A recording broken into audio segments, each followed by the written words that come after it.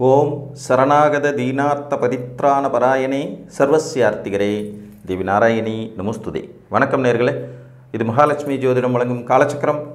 உங்கள் அன்பு ஜோதிடர் ஸ்ரீராம்ஜி பேசுகிறேன். அனைவரும் நலமுடன் இருக்கிறீர்களா? நன்றாகத்தான் இருப்பீர்கள், நன்றாக இருக்க வேண்டும். இன்றைய காணொளியில் நாம் காண இருப்பது மனைவியால் மகிழ்ச்சி யாருக்கு? இதன் தலைப்பு. திருமண வாழ்க்கையில் ஆண்களுக்கு மனைவி வந்த பிறகு மட்டில்லா மகிழ்ச்சி, முன்னேற்றம், பொருளாதார வெற்றி, அந்யோன்யம், காதலாகி கசிந்துருகி அப்படிங்கிறது மாதிரியான வாழ்க்கை துணை கிடைப்பது. இதற்கு சில கிரகங்களுடைய அமைப்புகள் சிறப்பாக இருக்க வேண்டியது அவசியம். அது எந்த மாதிரியான கிரகங்கள் அப்படி இருந்தால் மனைவி வந்த உடனே வாழ்க்கையில் மகிழ்ச்சி மேல் மகிழ்ச்சி கிட்டும் அப்படிங்கிறது பார்க்கலாம். இதில் ஆணுக்கும் பெண்ணுக்கும் ஒரு வித்தியாசம் இருக்கும். கணவரால் மகிழ்ச்சி அடையும் ஜாதகம்ங்கிற தலைப்பில் இன்னொரு வீடியோ போட்டுடலாம். இது மனைவியால் மகிழ்ச்சி அடையும் ஆண்கள் எப்படிப்பட்ட கிரக இணைவுகள் இருந்தால் நல்லாயிருக்கும்னு பார்க்கலாம். பொதுவாக ஜோதிட சாஸ்திரத்தில் கணவன் மனைவி அப்படிங்கிற மாதிரியான அமைப்பை கொண்ட கிரகங்கள் ரெண்டு பேர்னு சொல்லலாம். சூரியனும் சந்திரனும் கணவன் மனைவி அமைப்பு கொண்ட கிரகங்கள். இதில் சூரியன் கணவராகவும் அரசனாகவும், சந்திரன் மனைவியாகவும் அரசியாகவும் சித்தரிக்கப்படுறாங்க. எந்த ஒரு ஜாதகத்தில் சூரியனும் சந்திரனும் இணைந்த நிலையில், அதாவது அமாவாசை யோகத்தில் பிறந்திருக்காங்களோ இவர்களுக்கு மனைவியினால் கட்டாயம் மகிழ்ச்சி உண்டாகும். சார், அமாவாசையில் பிறக்கிறது ஒரு சிறப்பானா கண்டிப்பாக அது சிறப்பு தான். சூரியனை விட்டு கொடுக்காத சந்திரன், சூரியனோடு ஐக்கியமாகிவிட்ட சந்திரன், சூரியனுடன் தன்னுடைய அனைத்தையும் சமர்ப்பித்து விட்ட சந்திரன், அந்த நிலை தான் அமாவாசை. ஸோ அமாவாசை யோகத்தில் பிறந்தவர்களுக்கு வாழ்க்கை துணை வந்த பிறகு வளர்ச்சியும் இருக்கும், முன்னேற்றமும் இருக்கும், மகிழ்ச்சியும் இருக்கும். பௌர்ணமி யோகத்தில் பிறந்தவங்களுக்கு நிறையா பேருக்கு பார்த்திங்கன்னா திருமண வாழ்க்கை கொஞ்சம் ஏட்டிக்கு மூட்டியாக தான் இருக்கும். இதை பற்றி கூட நம்ம சேனலில் தனி காணொளி ஒன்று போட்டிருக்கோம், பார்க்காதவங்க போய் பாருங்கள். பௌர்ணமி யோகமும் திருமண வாழ்க்கை சிக்கல்களும். அதே நேரத்தில் அமாவாசையில் பிறந்தவர்களுக்கு கணவன் மனைவியினுடைய வாழ்வியல் முறைங்கிறது நல்ல ஒற்றுமையாகவும் வளர்ச்சி தரக்கூடியதாகவும் முன்னேற்றம் தரக்கூடியதாகவும் இருக்கும். இன்னும் ஒரு நிலையில் பார்த்திங்கன்னா சூரியனுக்கு 4ஆம் இடத்திலோ 10ஆம் இடத்திலோ சந்திரன் இருக்கும்போதும் மன வாழ்க்கையின் மகிழ்ச்சிக்கு குறைவு இருக்காது.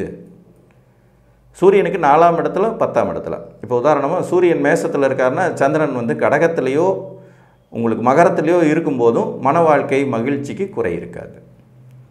உங்கள் ஜாதகத்தில் தனிப்பட்ட முறையில் சூரியனும் சந்திரனும் ஆட்சி உச்சம் அப்படிங்கிற இரட்டை நிலையில் இருந்தாலும் மன வாழ்க்கைக்கு, திருமணத்திற்கு மனைவி வந்த பிறகு மகிழ்ச்சிக்கு குறைவே இருக்காது. மனைவியினால் அனைத்து விதமான சந்தோஷங்களும் இருக்கும். இது ஒரு 2 நிலைகளில் ஏற்படும்.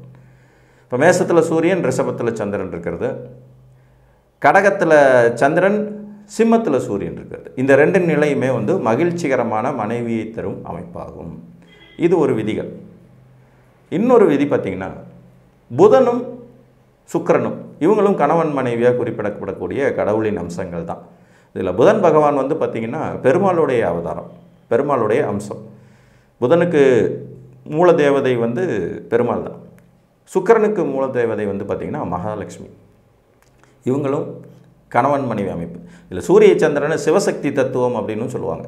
சூரியனும் சந்திரனும் இணைந்திருப்பது சிவசக்தி யோகம் அப்படிங்கிற மாதிரி வரும். சுக்கிரனும் புதனும் இணைந்திருப்பது மதனகோபால யோகம் அப்படின்னு வரும். இது லக்ஷ்மியும் பெருமாளும் இணைந்திருக்கிற மாதிரி. யார் ஒருவர் ஜாதகத்தில், ஆண் ஜாதகத்தில் சுக்கிரனும் புதனும் இணைந்த நிலையில் இவர்கள் லக்னத்திற்கு 6, 8, 12ஆம் இடங்கிற மாதிரியான மறைவு ஸ்தானங்களில் கெட்டு போகாமல் இவங்க இணைஞ்சிருந்தாங்கன்னா கண்டிப்பாக மனைவியினால் நல்லதொரு மகிழ்ச்சியும் யோகத்தையும் முன்னேற்றத்தையும் பெற முடியும். உங்களுக்காக எதை வேணால் செய்யக்கூடிய வாழ்க்கை துணை உங்களுக்கு கிடைப்பாங்க. இப்போ மிதுனத்தில் புதன் சுக்கிரன், ரிஷபத்தில் புதன் சுக்கிரன், மீனத்தில் புதன் சுக்கிரன், கன்னியில் புதன் சுக்கிரன், துலாத்தில் புதன் சுக்கிரன், இவங்க 2 பேர் இந்த இடங்கள்ல எல்லாம் இணையும் போது பார்த்திங்கன்னா ஆட்டோமேட்டிக்காக யாராவது ஒருவர் ஆட்சி அல்லது யாராவது ஒருவர் உச்சம் அப்படிங்கிற நிலைமைக்கு வந்துடுவாங்க.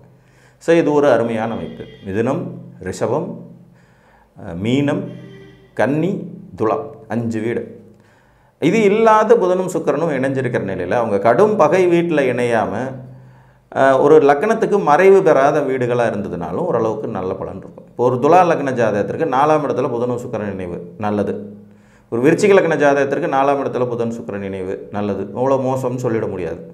அதுவே 6ஆம் இடத்துல போய் இணைஞ்சிருந்தாங்கன்னா அது அவ்வளோ பெரிய விசேஷம்னு எடுத்துக்க முடியாது. உங்கள் லக்னத்திற்கு 6, 8, 12ஆம் இடத்துல இவங்க மறையாமல் இருக்கணும். அப்படி மறைஞ்சால் யாரேனும் ஒருவர் ஆட்சி அல்லது உச்சம் அடைந்திருக்க வேண்டும். முதல்ல மகிழ்ச்சிகரமான மனைவி அமைகிறதுக்கான யோகம் சூரிய சந்திரர்களால் ஏற்படும். ஏன்னா இவங்க தான் அரசனும் அரசியும். இது சிவசக்தி யோகம் அப்படிங்கிற மாதிரியும் வெளிப்படும். கணவனை விட்டு கொடுக்காத மனைவி, கணவனுக்காக என்ன வேணாலும் செய்கிற மனைவி, மனைவி வந்த பிறகு மகிழ்ச்சிகரமான சூழ்நிலை, மனைவியினால் அனைத்து சந்தோஷங்களை அனுபவிக்கிறது, வாழ்க்கை துணையே உலகம் அப்படிங்கிறது மாதிரியான அமைப்பு, உங்களுக்காக எதையும் செய்யக்கூடிய வாழ்க்கை துணை, அந்த அமைப்பை கொடுக்கக்கூடியது இந்த சூரிய சந்திரன் இணைவு. இவர்களுடைய இணைவுக்கு அடுத்தபடியாக சந்திரன் சூரியனுக்கு 4 10 இருந்தாலும் இதே அமைப்பு ஏற்படும். 7ஆம் இடத்துல இருக்கும்போது அது பௌர்ணமி யோகமாக போயிடும். அது ஆட்டோமேட்டிக்காக கணவன் மனைவிக்குள்ளே கொஞ்சம் பிரிவினைகளையும் சிக்கல்களையும் நீ பெரியாளா நான் பெரியாளாங்கிற போட்டி மனப்பான்மையும் உருவாக்குகிறது. இது பற்றியும் ஒரு காணொலி. இவங்க கணவன் மனைவி கிரகமாகவே வர்றதுனால இந்த அமைப்பு உங்கள் ஜாதகத்தில் இருக்கான்னு பாருங்கள். ஒன்று சூரியனும் சந்திரனும் ஒன்றா இருக்கணும், அல்லது சந்திரன் சூரியனுக்கு 4 இருக்கணும், இல்லைன்னா 10 இருக்கணும். புரியுதுங்களா? இப்போ விருச்சிகத்தில் சூரியன் இருக்கார் அப்படின்னா உங்களுக்கு கும்பத்திலேயோ சிம்மத்திலேயோ சந்திரன் இருக்கும்போதோ அல்லது விருச்சிகத்திலேயோ சந்திரன் இருக்கும்போதோ அந்த வாழ்க்கை துணை வந்த பிறகு மனைவி வந்த பிறகு மிக பெரும் மகிழ்ச்சி ஏற்படும். இது பூராமே ஆண்கள் ஜாதகத்துக்கு. பெண்கள் ஜாதகத்துக்கு தனியாக ஒரு காணொலி சொல்கிறேன். கணவரால் மகிழ்ச்சி அடையும் யோகம் யாருக்கு அப்படிங்கிற தலைப்பில் அதுவும் வரும். அடுத்தபடியாக புதனும் சுக்கிரனும் இணைந்திருப்பது. புதனும் சுக்கிரனும் நல்ல நிலையில் இணைந்திருக்கிறதுங்கிறது, அதில் யாரேனும் ஒருவர் ஆட்சி உச்சம் பெற்ற நிலையில் இருக்கிறதுங்கிறது, நீங்கள் எந்த லக்னமாக இருந்தாலும் சரி, ஒரு மகிழ்ச்சிகரமான மனைவியை வாழ்க்கை துணையை உங்களுக்கு கொடுக்கும் யோகிதை கொண்டது. ஏன்னா இவங்களும் கணவன் மனைவி கிரகங்கள் தான் அப்படிங்கிறதுனால. ஸோ இந்த 2 அமைப்புகள் உங்கள் ஜாதகத்தில் இருக்கிறதான்னு பாருங்கள். இதில் புதனும் சுக்கிரனும் சமசப்தமாக பார்த்துக்கிறதுங்கிறது முடியாது.